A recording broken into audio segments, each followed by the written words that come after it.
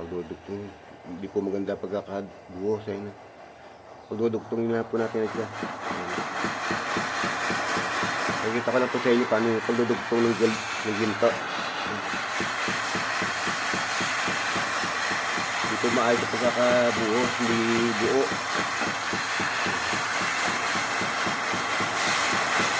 Kasi pagkakabuhos kasi, hindi may iwasan yung tinitilantik. Kaya ayan, hindi ko na ibubuhos, gaganyanin ko na lang po. Ayan.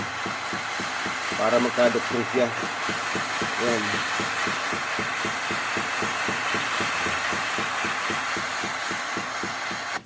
Ayan, dugtong na po siya.